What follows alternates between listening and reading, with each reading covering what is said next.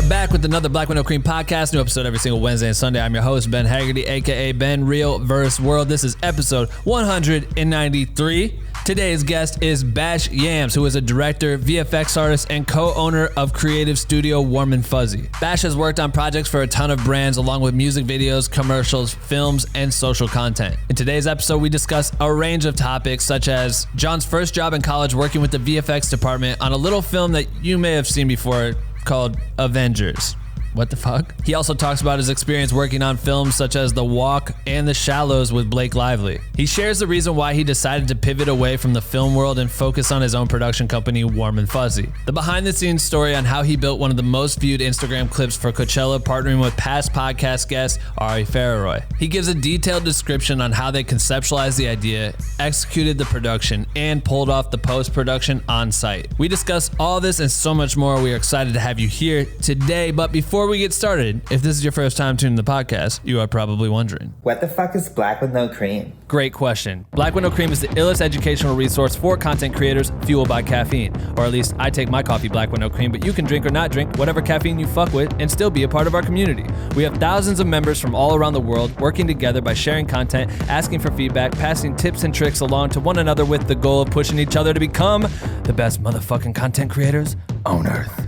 And you can join our private group if you want to by going to bwnc.com/join. We would love to fucking have you. Please join. I'm excited for you to listen to this episode today. This one is a banger, so take some notes along the way and tag us in an Instagram story with your takeaway so we can repost the best ones at Black with No Cream. Okay? And hit the follow button, you heard? Also, if you're a real one, a real fan of the Black with No Cream podcast, and you want to see this thing grow to new heights, you can join our street team by texting us. We will be texting out updates on future episodes and ways that you can get involved to help spread the word about Black with No Cream. We want to use this texting as a way for you to share your input, provide ideas for upcoming episodes, and we will also kick you some weekly motivation and inspiration that we get from the podcast. So here's the number, 319-209-9041. We also have a link in the description that will help you load up the contact a little bit easier, but shoot me a text, say what's up, and tell me what kind of creator you are so I can lock you into my phone. All right, cool. Without further ado, I bring to you my episode with Bash.Yams and the most epic podcast intro ever created. Right, motherfucking yo. So, John, do people call you John or they just call you Bash.Yams? It's a mix of both. A lot of my close friends just call me Bash'em. Do they? Bash'em? Yeah. Like that. That's fire. Yo, I just already told you this off camera, but you and your team create the most legendary content I've ever seen. Like, thanks, man. I appreciate it. It's so complex and wild. And then in the email, you kind of shared some other projects that you worked on. I feel like right off the bat, we have to just kind of get into the features that you worked on. Like your Ant-Man, you've worked Avengers, Ghostbusters, like so many other films I'm not even listing right now, but what, like, can we just start there? Like how sure, did you get involved with that? So, I mean, I started working on those in college a bit. So I had an internship at this company, the third floor. They do like a lot of previs and VFX for most of the big feature films. So I got started there. I think the first feature I worked on was Avengers Age of Ultron. Holy shit. And that was just as an intern in college. And I was like pretty stoked on that. Yeah. And then, at one point, so after that ended, they actually like, I was vibing so well with them that they like pulled me out of school for a couple of weeks to go work with Robert Zemeckis on that movie, The Walk, which is that Joseph Gordon-Levitt movie with the dude like walking between the World Trade Center. The rope, the tightrope. Yeah, so they pulled me out of school for a couple of weeks to work on that, which is pretty cool. And I got to like sit next to like Robert Zemeckis, which is insane. How did you even get an internship? Like, how does that even work in the school program? Like, how did you get vetted into being one of the interns that got to work on Avengers to start with? I mean, I just applied. One of my professors was working at that company at the time. And he told me about the internship. I applied, and I mean, I had some VFX work that I just worked on like everybody's short film in college. So wow. I had a bunch of random VFX work. And so that kind of like got me in a little bit. And then, yeah, I mean, they're just like, it was like first day, like, all right, we're working on Avengers. I was like, all right, great. At that time, had you worked on, I mean, you said you had some VFX work, but was that just like personal test products that you were making, like just college content that you would just make for yourself, or were you already working with other clients? I was doing a little bit of freelance stuff. I mean, I was basically doing freelance since I was like 18 or so. Like, it got started pretty early. Right. I think at that time I had already done 1 year at Coachella. Oh, so word. yeah. So, and it was like the first year at Coachella was like, we did it for free, and it was like just for fun, just to get our like foot in the door. Right. Type of thing. But multi-million-dollar festival, and you guys are like, let's just go have fun for free. Yeah. And then I think before I worked on the features, I might have had, I think I did an internship with this YouTube channel before that, Corridor Digital. Right. If you heard of those guys. Yeah. So that was one of my first internships as well. That's really cool. With those guys. And they taught me a lot about, just like running gun stuff and VFX. So it sounds like at that point, obviously Avengers was a gigantic step up compared to the projects and the teams that you'd been working on prior. What was like, how was it for someone in college who just got greenlit with the illest internship job ever, and then to go on to continue to work on these films? Cause did that kind of carve out your path for a while? Was it working on features like that after you did the walk, and that kind of led into other films, or did you start just kind of dipping into all types of different content? It was a little bit of both. So I was like, I was doing the music thing on the side. So I was doing like a lot of music industry work, with Coachella, like random music videos all over the place, other music festivals. And so I was doing that kind of freelance on the side. And then also the feature stuff. Like, I think the day after I graduated, a different one of my professors hired me at another studio that was working on feature films. And so, and VR stuff. We got started really early with some of the high profile like VR projects. And yeah, I mean, to be honest though, I got kind of burnt out on the feature stuff after maybe a year of doing it. Yeah, it got kind of jaded. Like, it's cool at first when you're like in college and you're like, I'm going to work on this huge movie. But then you realize it's just like, it's not actually that creative. To be on, really? At least to be on like the post-production side of it, if you're not like the director or like the editor or like somebody of important, you're just kind of like one of many people that are working on this film and putting in like ridiculously long hours. And how big are those teams? Like, could you give an example from a specific film that, like, the size of the team that you're working amongst, and then kind of like what your day would be like as a VFX artist?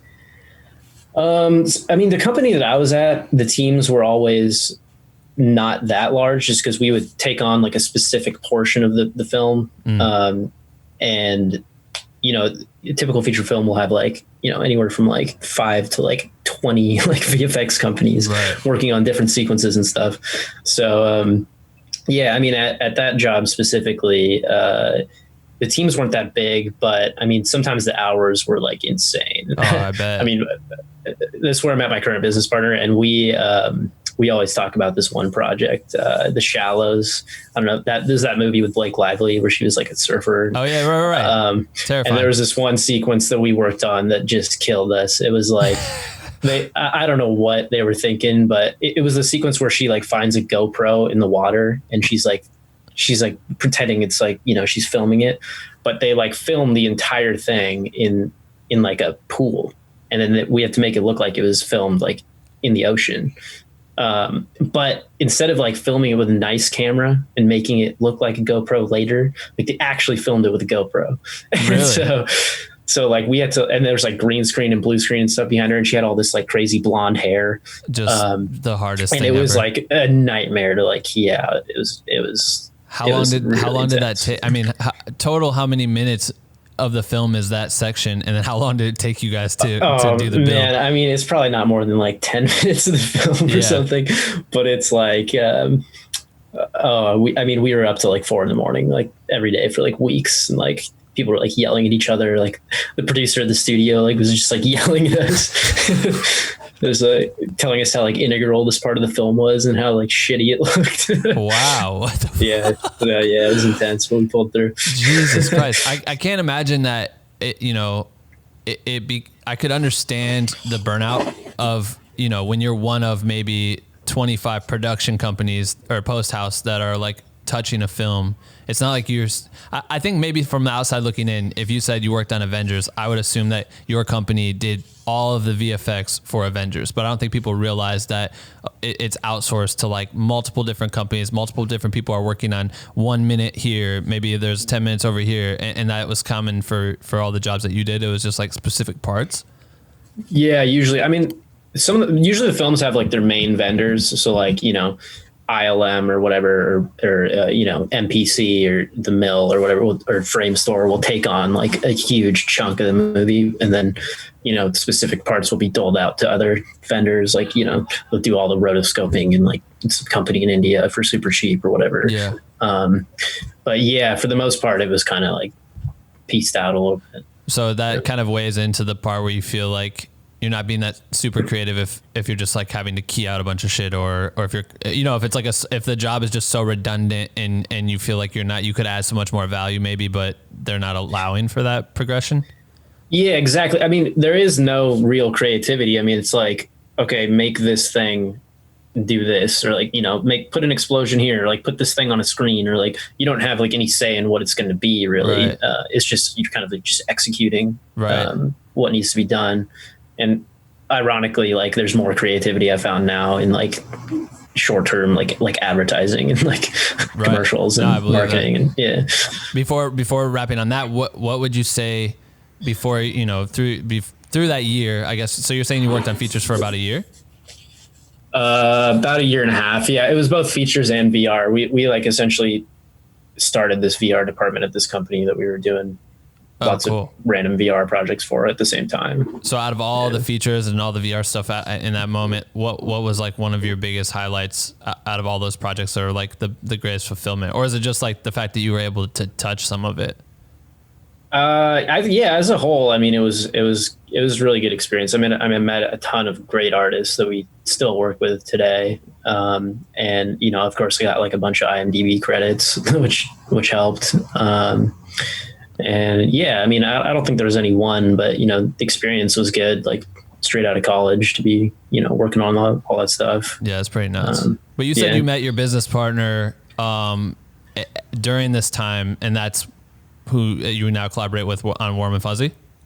Yeah, so we were actually both hired at that company on the same day. My professor, who also worked at that company as a supervisor, he hired both of us on the same day. That's nuts. So that's when we met. We worked together for like a year and a half. And then, we had always been kind of talking about starting our own thing, because me and him were like doing most of the most of the VR stuff and most of the smaller jobs. Like we would do it almost by ourselves anyway. Yeah, right. Might as well be outsourced if yeah. possible. So we were always talking about starting our own shop, and then he left a little bit before me. He was kind of fed up, so he left a little bit before me, and then he convinced me to leave as well. So it sounds like the convincing portion of it was, we could have way more freedom, probably more money, and have like an option to be actually creative in this sense where we could thrive off of what we kind of got into this for the first place for, Yeah, exactly. I mean, and we're both artists, so, we're not like business people. Right. We just wanted to do like cool stuff. And we saw like how poorly that company was run, by the management that just like didn't know anything. And, we thought we could do it like way more efficiently. That's interesting. And we already had like a lot of clients from freelancing. Right. So when you guys started, your main goal was VFX post house, or is it only VFX or motion and VR, or like how'd you guys kind of set up your company? It was a little, I don't like, for some reason, I think the word like VFX has like a weird, like a bad connotation to it. Yeah. So, I don't know why. Yeah. I'm curious. Or just like a little, like it like lacks creativity a little bit. So, I mean, I think our goal was to set up like kind of like a design oriented, like motion animation studio. Nice. And so you had said that you did, because I want to carve into this Coachella stuff, because we've had Ari Fararooy on the podcast, we've had Cash Money on the podcast, and people are familiar with their stories and the projects that they work on. And one of the coolest things I think that you guys developed together was, and I'm curious to hear more about your Coachella experience, but the two specific shots you guys did with the fucking Ferris wheel, bro. The Ferris wheel is like the nuttiest thing. And then you had, I don't know what they are. They're like tents or something, like little pyramid tents. You guys had these like tents. And that was like that was one of the art pieces last year. Right. So the art pieces like float up into space, like you're using drone footage, and then you see these art pieces like start to float out off the ground, and it looks so real. And the Ferris wheel specifically is like bending as it like rotates, and it's so wild. Could you kind of share more about like how that all came to be, and like what is your association with Coachella of you guys just being there? Are you also shooting content, or are you just working with the content that's being shot by other videographers? No, we're shooting content too. I mean, I've gone through a bunch of phases with Coachella. I mean, I've been doing that coming up on 7 years now, I think. Started working with Ari at Coachella, probably like 4 or 5 years ago now. It's been a while. And so, I mean, Ari brought me in last year to, help with some of the social content again. We usually do it every year. And I mean, it's pretty much up to us to shoot it and to do everything on it, and to ideate and to shoot and to finish it. Right. And it's also, the demand is like, if it's weekend one. So for example, let's just talk about the Ferris wheel project first. So with that project, have you already planned on doing something like that with the Ferris wheel, or was it just seeing some drone footage that you guys captured while, because it's usually, who's the drone company that flies for Coachella? It's Owl something, I think. White Owl. White Owl. Yeah. Yeah. So was that their footage that you were using? Yeah. I mean, we went out there and shot it with them. So, I mean, Ari was right there, cool. Directing behind the monitor. Right. I mean, it was pretty much Ari's idea he wanted to do something cool with the Ferris wheel. A couple of years ago, we did something, we did another shot with the Ferris wheel, but it was like a little more basic, just like After Effects stuff.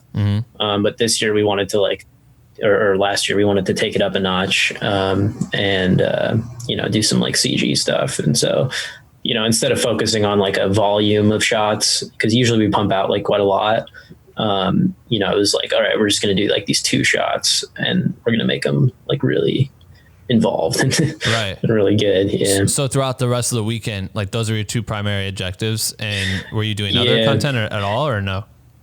Was I doing what? Were you guys doing other content besides those 2 pieces, or was that like your main priority, were those 2 like specialty shots? Ari and Cash Money were doing other stuff on the side, but I was focusing on those 2 shots, right? Mostly, just because the CG for that was like really involved. Yeah. So was it just you doing the CG? What's that? Was it just you doing the CG, or how was your team? Yeah. Well, we prepped a little bit beforehand because we knew what we were going to do, at least with the Ferris wheel. So we found a Ferris wheel asset that already existed online, just like a generic Ferris wheel. And then we prepped it to look more like the Coachella Ferris wheel. And one of the guys I work with worked on prepping that a little bit before. And then, then by the time we got on site, we shot the plate with the aerial footage, and then got to work. Basically had to in a couple of days, rig up this Ferris wheel to animate in crazy way, and then, light it and, texture it and all that. And, Jesus Christ. So, okay. Yeah. So goddamn. So the shot from the drone, there's there's no Ferris wheel in that plate. There was a Ferris wheel, but we painted it out completely. So you don't even use and we replaced it with a fully CG Ferris wheel. Holy shit. So when you say that your homie found the basic one, is that like pardon me for not having like all the knowledge in the world on this type of shit, but like what is that, just like what's the fucking thing called where you like get, people can download like cars and shit that people have created that are like 3D or 4D modeling of cars? I mean, it's just a 3D model. It's a 3D model of a Ferris wheel. Yeah. Okay, word. So you have that. So you kind of have the idea, and you guys do this thing where you make it kind of like bend and flex, right? So Yeah. you're able to manipulate the model to have that motion and the movement, but then is the hard part for you placing it, like making it feel real in the world? To a certain degree. I mean, yeah, I mean, so part of that is shooting, like we shot 360 like environment maps and like HDRIs because you can use that information to light the CG object so it looks like it fits in the scene. Right.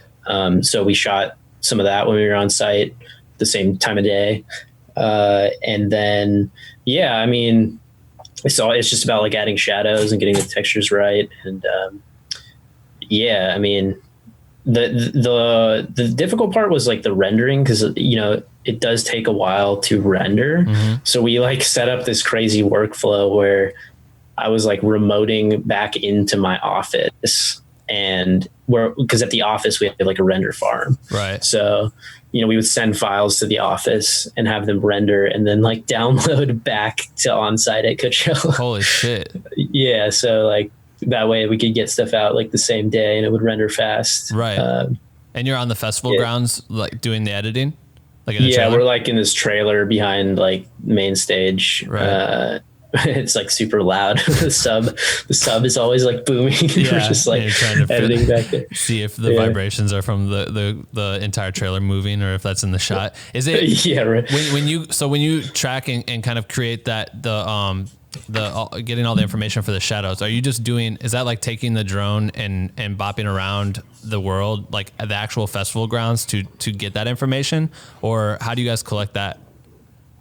No, it's just, are you talking about like the 360 maps or, oh, okay. Yeah. So that was just in one place. I mean, we shot it, we used a GoPro Fusion that shoots 360, right? And we just shot like bracketed exposures. Got it. So you can create an HDRI in Photoshop. Right. And we just shot that at where the Ferris wheel was, cool. Just so we could get what the lighting looked like in that place. So did the GoPro did you have to like have that elevated higher or in a specific position, or did it really matter where it was placed? No, I mean, it would have been great if we could elevate it, but we just put it on the ground. Right. Because really we're just doing it for like the lighting information, like where the sun is coming from and stuff like that. Right. Because then in 3D you got to like go and place lights and make sure like the direction is, where the sun is coming from, so that the shadows cast correctly. Right. and all that. So how long did it take you total to work on that one specific video? And I'm assuming that you guys were simultaneously working on both. Were you? I think it was like weekend one we did the Ferris wheel, and weekend two we did the other one. So yeah, I mean, it took pretty much all of weekend one, like 15-hour days to do it. But you had it done by like the end of the weekend? Yeah, I think if I remember correctly, I think the Ferris wheel one was done by the end of weekend one. Yeah. Jesus Christ. So what? Yeah, it was insane turnaround. Like that would usually take like weeks. Like right. Well, yeah. I'm surprised that you were able to send the content back to your office versus having to like lug out all of your gear to be able to process the info on site, which is convenient, I guess. Yeah, I mean, we talked about it a little bit beforehand, just to set up the workflow. Right. I mean, their internet had to be like somewhat decent in order to do that, which we were kind of lucked out with. Right. But yeah, I mean, there's no way we could have rendered it on one computer on site.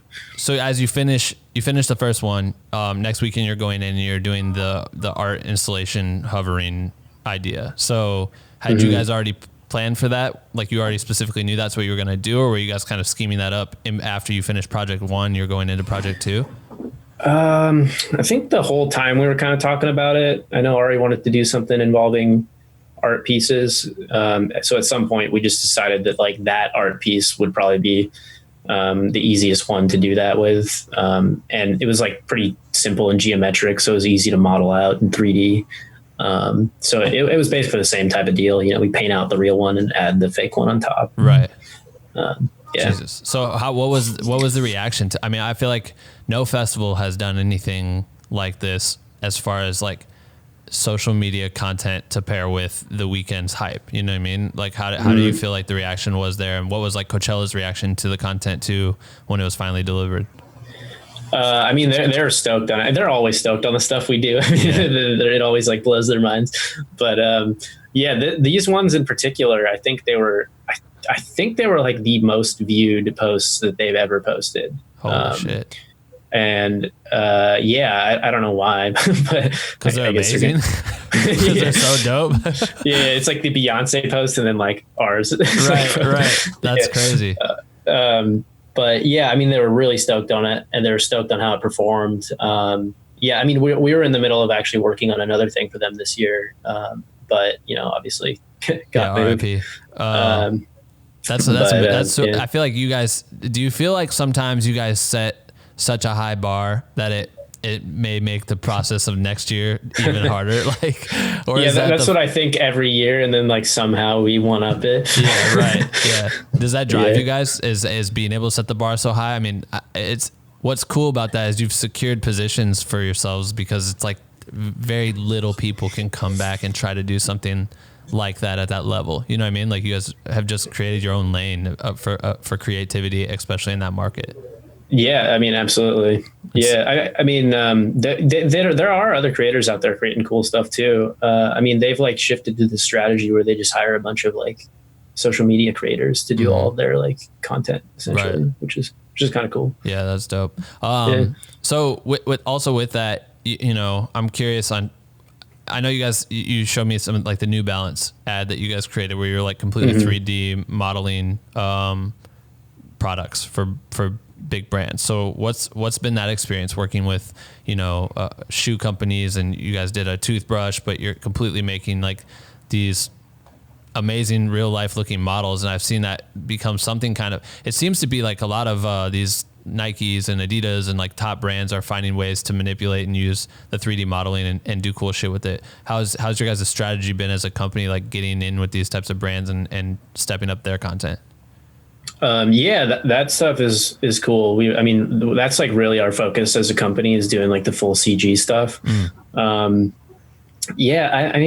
I don't know. We just like kind of slowly got into it. At some point, like we find ourselves like pitching these companies to like do stuff CG instead of live action. So like a lot of, like especially like the toothbrush thing, they originally wanted like some live action. They wanted to film like a lot of that live action. But we were like, guys, like we can do this for half the price in CG, and it'll look just as realistic, and we can like light it however you want, and we can do anything with it. So, we might as well just do it in CG. And so, that's like the conversation with a lot of these people, is trying to convince them that like CG will actually look good. Yeah, I was curious to the pitching process, because I feel like it's such a high level of creativity. And if a lot of the people in those departments some people are just suits, man. And like, it's tough to talk to people about your ideas or your vision. And I know people rely on decks a lot. I'm curious to hear how you guys go about pitching something like this, like to try to convince me not to do something that we've done over and over again as a company. You're saying you guys can do it all on your computer and make this shit look amazing. You know what I mean? Yeah. I mean, usually it involves just showing them like lots of examples of our past work, and like, even other people's work that is CG. And, we've put together hundreds of pitch decks. Like I can't even count how many pitch decks we put together. Right. I mean, it's just, a matter of convincing them and showing them examples, and doing test renders and stuff. And we also like scan the shoes using like photogrammetry. So like we have like at our studio, we have like a little booth where, we put an object on like a shoe on a turntable. And then we just take a bunch of photos of it from every direction, and the software stitches it together. Right. So does that allow you to, when it stitch it, like does the software manipulate the actual color of that shoe that you're scanning, or is it just the structure of it? Then you can adjust color and add new colors and manipulate it. Yeah. I mean, it textures it too with the photos. So, it'll grab the color and all that, but from there, we have to clean it up a good deal. And then we can also change like anything about it after that point. So cool.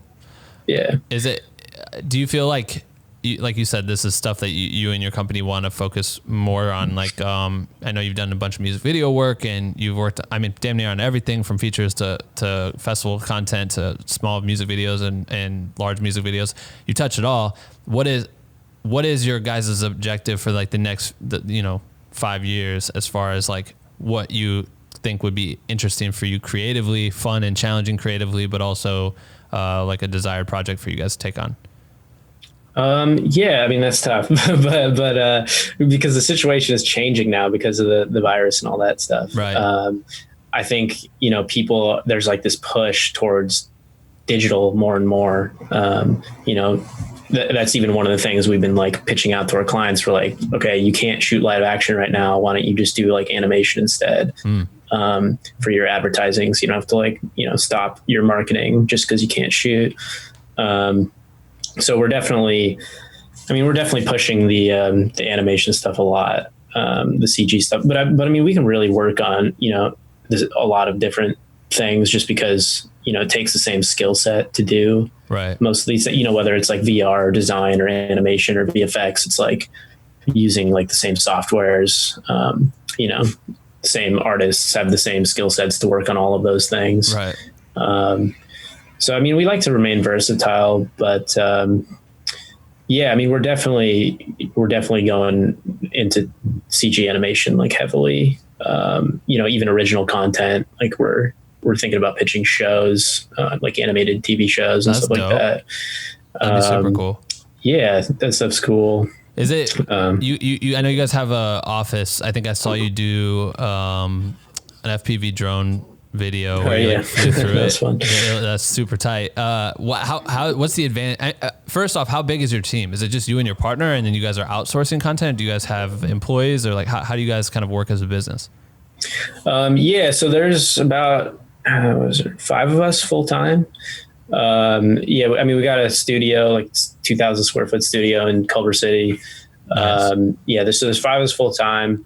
And then per project, we hire freelancers if we need more. So depending on the size, we like scale up and down. That way we keep it, very flexible. When there's pandemics, we can scale down. Right. We can scale down to almost no overhead. We don't screw ourselves over. What do you guys look for? I guess for people that are listening, that I'm sure there's a lot of fans of your guys' work and would love to end up working for you, intern for you, and at some point in the future. How do you usually go and vet the people that you work with, and what kind of suggestions would you give to people listening if they ever strive to, be under your guys' hood?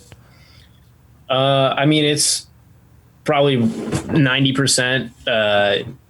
How good their portfolio is. I mean, we get tons of emails like every week of people just like sending us their stuff. And, if it's not like good in the first like 1 second, we're just going to close it. Right. So, I mean, they have to have like a clear sense of design and talent there. I can tell you, like, we don't really care if you have a college degree or not. Yeah. This is like not that kind of industry, I guess. Right. Even though I have one, like nobody has ever asked for it. Same. And then like, obviously, being easy to work with, and all that. Right. Do you guys do internship opportunities, or does it become too much like a headache to like try to balance that? No, we had 2 interns before the COVID thing. Nice. But we had them for a couple of months, and they're probably going to continue once things open up again. Yeah, that's cool. Oh, sorry. No, that's it. What were you going to say? I was going to say, how do you feel that having the creative space increases your productivity? Because I know a lot of different types of artists that are on the post side end up working from home because everything's so easy to run off of a computer, a small, setup or whatever, be on the fly. How has that elevated your guys' creativity to be together and to have a space where you can, test ideas, do your modeling of like shoes and having, your experiments? How's that increased? I mean, I didn't realize how much I missed it until now when we all like working from home. Yeah. I mean, I really prefer working in a studio space, just because we're all there to, talk to each other. bounce ideas off of each other.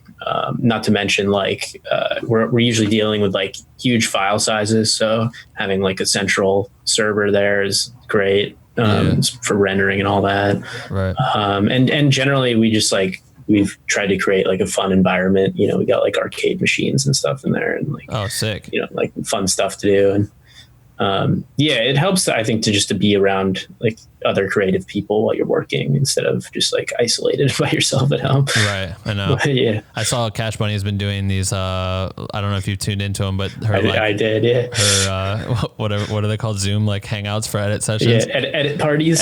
The most ridiculous shit I've ever seen. Bro. That's kind of genius. It is genius. That's why I texted her when I saw it. I was like, yo, you are a legend for this. Like all these people from all over the place, just like, there's no way they're actually getting work done because they're all just so distracted by what's going on in the chat, I feel like. Yeah, no, it's funny.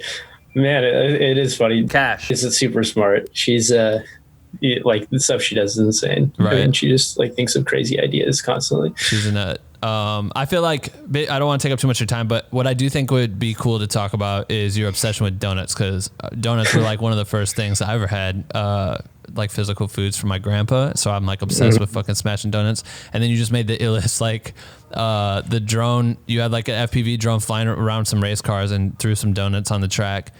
How did that happen? Why? That was just out of like sheer boredom, honestly. I mean, that was like a couple of weeks ago.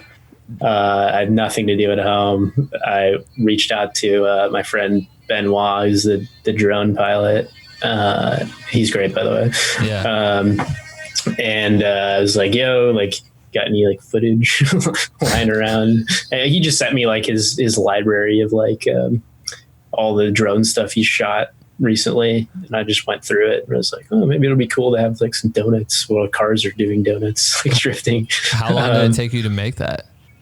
A couple of days, like 2 or 3 days, I think. Right. It easily could have been like a Krispy Kreme ad or something. Like, I know, do you feel like there's a benefit to like that being a boredom thing for you? There is a benefit of that existing, because think about how many brands could see that as like a potential collaboration or idea for future content. Like that's something that you would be able to pitch to brands. I guess my main question here is it important for people to make spec work, even if it has no real purpose yet? Do you feel like it's good to continue to like create that and share that content out? Oh yeah, for sure. I mean, I think it's important just to create content that you want to create for yourself, you know, because that's like my Instagram is just all stuff that I like just make on my own for fun, pretty much. Right. And I think that's important just to like keep doing personal projects, just so you're not like always working on someone else's vision, right? Kind of. Yeah. But I like to do like short stuff because it doesn't take a lot of time. And it just like keeps me on top of my game or whatever. Sure. Yeah, I think that's pretty important. Right. All right. Well, let's wrap it on this one. What do you like the most? Do you like going in the field and being kind of on site when creating projects, or do you like, I guess like long-term work versus short-term work? Like, what do you prefer as a creator? Like being on site at Coachella, you obviously have the flexibility of getting everything you need that's going to help you in post. But I know a lot of productions shoot and say they'll fix it in post later, and then you're just dealing with headaches like a GoPro in the water for. Yeah, man. To be honest, I hate being on set. I've been on set so many times and I just hate it. Yeah. You know, you're just like sitting around. You have to wake up at like 6 a.m. or whatever to get there. Yeah. And like, you know, you're just sitting in some studio or whatever, or on location. So you probably save more time in post dealing with the headaches of things that could have been fixed if you were there, I guess. Yeah, I mean, but post is easier though. You're like sitting in an air conditioned, room in a studio, just like on the computer, listening to a podcast or something on the side. Right. Yeah, that's fair. You know, it's like really relaxing. Yeah, I think I'm the same way as Ari. I was listening to him on the podcast the other day. Yeah, and he was saying that, you know, even if it takes 2 minutes to do on set, he'd rather spend like 5 hours doing it in post. Right. No, that's for sure. It is. There's I mean, you can eat tons of food and shit. Just kick it and stream something on Twitch or whatever if you want something to the side. Definitely. I'm curious to hear how you've been doing during this quarantine stuff, how it's affected your business, and if you had any suggestions of things that people could be doing during this downtime that we have.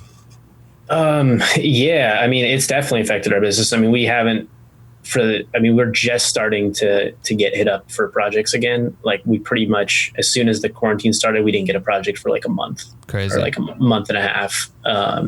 Yeah, luckily we were able to, we got like the government PPP loan. Mm-hmm. So we got that to keep going and, bring our employees back and stuff. But yeah, I mean, we're just now starting to get hit up again for stuff and pitch on stuff. And it seems to be like a lot of AR stuff, which is kind of weird. Like, got hit up for like 3 filters like the other day. Huh. Yeah, so there's definitely like the shift of brands trying to do like more digital stuff. But yeah, I mean, as far as just like keeping occupied and things like that, I mean, I don't know. I've personally found it, for the last month or so, it's been honestly like hard for me to stay motivated. I've just been, trying to handle, business stuff and, kind of stay creative and just focus on like life instead of like, I took a little break for a while, but, yeah, definitely trying to get back into it and, just make things. I know. Weird time to be alive, man. It's a weird time to be alive. It's weird. I appreciate it, man. I can't wait for you to come in and do like an actual, the long duration. I want to hear your full story like we normally do. So we're gonna have to crack that one off whenever we can hang out within 6 feet range. Yeah, absolutely. Love to, man. I appreciate it. Yo, stay busy. You guys keep killing it. You guys are setting a bar for a lot of creators, man. A lot of people look up to what you guys are doing. So we appreciate your time. Cool. Thank you. All right. Talk soon. That's it for episode 193. Huge shout out to John for coming on the show. Make sure to subscribe to Black with No Cream podcast on whatever platform you are listening to if you haven't done it already. And if you support this podcast and want to connect with us for updates on future episodes and ways to find out of how you can get involved in the growth of Black with No Cream, shoot us a text 319-209-9041 or hit the link in the description. And if you super enjoyed this episode and you want to do us a rock solid favor, go to Apple Podcasts, go to the review section, hit that fucking 5-star button so we get those, the full-fledged stars right there, and leave us a review, because that shit really helps people find out about Black with No Cream and all that. And if you also post a screenshot of this episode on your IG stories and you tag us and tell us like what your best takeaways from this episode are, we will be reposting the best ones, so make sure to do that at Black with No Cream. That's it. Enjoy the work week. Keep creating, and we will see you in a few days, you bitch.